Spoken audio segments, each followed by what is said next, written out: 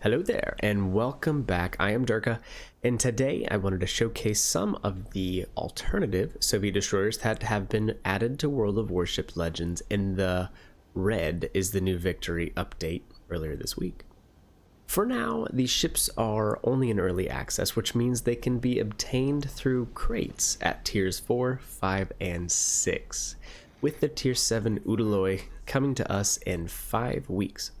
So far, we have access to the Soobrazitelny, Boevoi, and the Kiev. So what's the main difference between these and the already existing line? Well, these new ships have much more viable torpedoes for starters. The existing destroyer line that we've had, Podviosky, Gnevny, Minsk, up until you get to the Tashkent, they're characterized by these super fast, ultra low range 4-kilometer torpedoes. They have really high speed and long range super accurate guns, but really awful torpedoes that made them pretty difficult to play. But now with this new line, we finally have some viable Russian torpedo boats at the lower tiers. That would be after the torpedo mod upgrade, of which I would recommend getting first. Before, you'll have access to 5-kilometer torpedoes, but after the upgrade, 7-kilometer torpedoes. And this is talking about the Soobrazitelny and the Boevoi, because I do not yet have the Kiev. So if it's the same, you guys let me know in the comments below. The guns are like we're used to. Large caliber 130mm guns that are pretty accurate at long range with really great velocity. I made a couple charts here that will kind of display the characteristics between the tier 4 and tier 5 destroyers so we can kind of compare them. So here at the chart, let's look at the tier 4 destroyers first. We see that it comes with a lot better torpedoes at the tier, middle of the road health points, and pretty good guns. For the tier 5, the Boevoi has a solid HP pool, decent guns, middle of the pack torpedo damage, but a very quick torpedo reload at the tier. The range kind of starts to lag behind at this tier with the torpedoes, but 7 kilometers really isn't terrible. Their speed is also pretty good, but it's worth pointing out that for both of these ships, I'm using contact as Imminent, and that adds 4 knots to the torpedo speed. The Boevoi is the second fastest ship at the tier that I have here in my chart. The concealment isn't spectacular, and I think for that reason it's a little tougher to play than the Soobrazitelny. So how do you play these things? Well, torpedo boating is definitely more of an option now. Although I've been having some good luck as playing them as kind of a hybrid torpedo gunboat platform, because I don't want to be stuck doing one or the other. I like the option to use torpedoes for larger surface ships, but still be able to put a hurting on an enemy destroyer if I run into them. Russian destroyers are not the easiest to play, but I would say that these are slightly easier than the original line that came out because of the torpedoes and the better concealment. As a general rule of thumb for the ones that I've played so far, staying at longer ranges is your best option. From here, your goal would be to be a harassment ship that uses its great shell velocity and range to wreak havoc on red team from a good safe distance. When you get in closer, you'll realize that your gun turret traverse isn't that great, your maneuverability up close isn't that great, and since your concealment is also not that great, you're going to be spotted pretty quickly.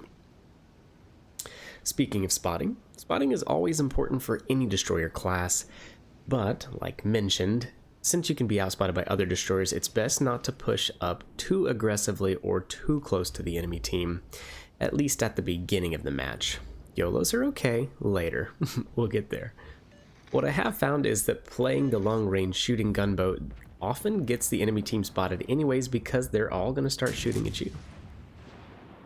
Another good strategy I've found is at the beginning of matches, trying to use an allied destroyer as kind of a buffer between you and the enemy. So if they're pushing into a cap, try to stay a couple kilometers by them, follow them into the cap, so that maybe they can spot for you. or that if they get spotted, you can get spotted at the same time and you can help support them with gunfire when fighting other destroyers at the beginning of matches. Kind of after these first fights are out of the way, these first brawls, knife fights with other destroyers, you can choose to chase down and hunt other destroyers, which I showcase in this particular match.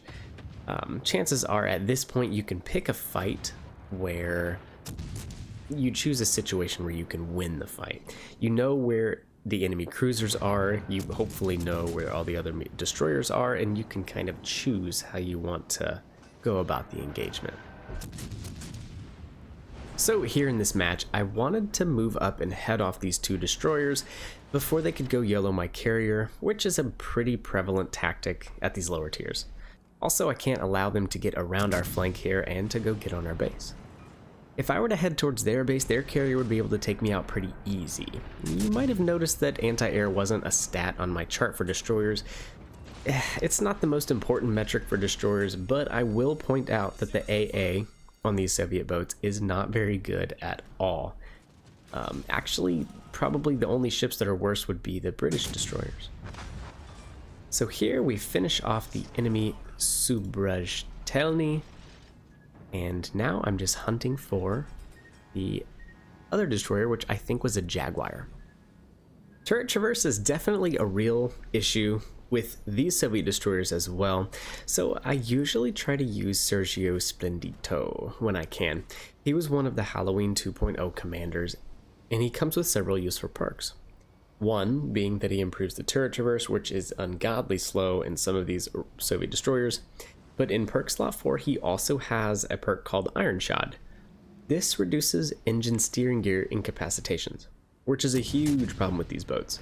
Sometimes an errant goldfish will knock out your prop, so if you have the option with Troops or Gurren or whoever you're using, I would definitely put Unstoppable in the legendary perk slot.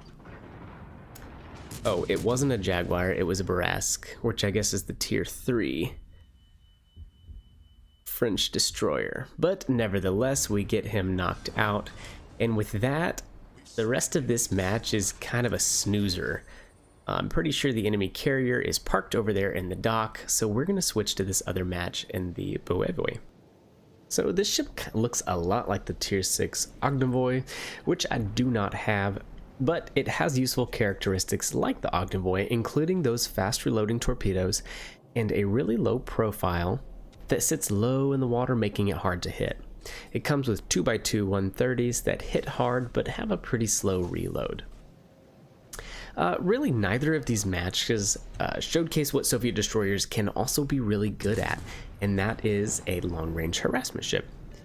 Since these things are so fast and their guns are very good at long ranges, these destroyers excel at shooting and dodging enemy fire, kind of like a kiting cruiser. Let's face it, most players in Legends and even the PC guys sometimes have a hard time hitting a ship that's going 40 knots, let alone one as small as a destroyer.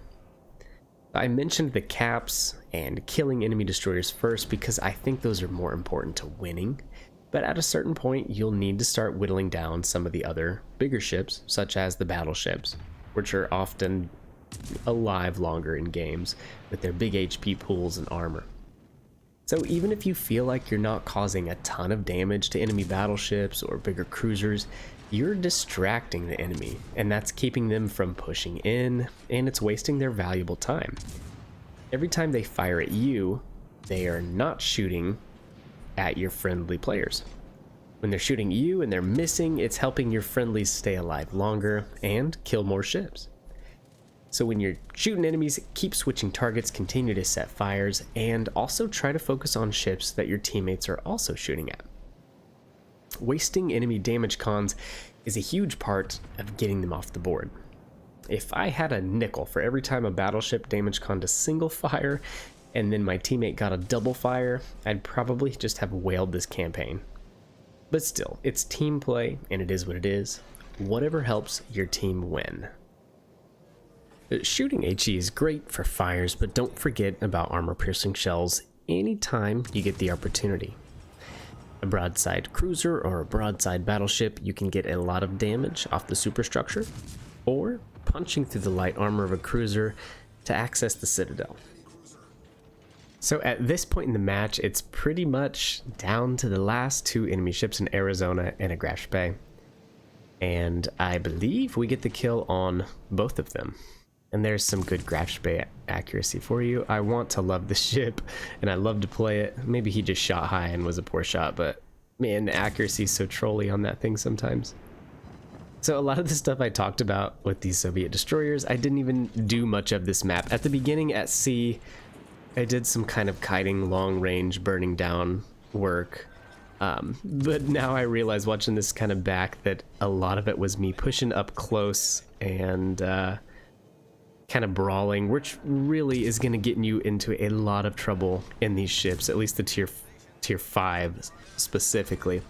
The tier 4 one you can probably get away with it because the player base at that level are not that great, and because that ship has good concealment and stuff, and it's just a really strong ship at the tier now. Honestly, it's probably going to be one of my favorites. Obviously the Farragut is a powerhouse, and if you're in the Farragut, you're going to run the board. But yes, this new alternative Soviet tier 4 ship is super fun, and I've been enjoying it a lot. I think the learning curve is definitely more with this one, the Boevoi.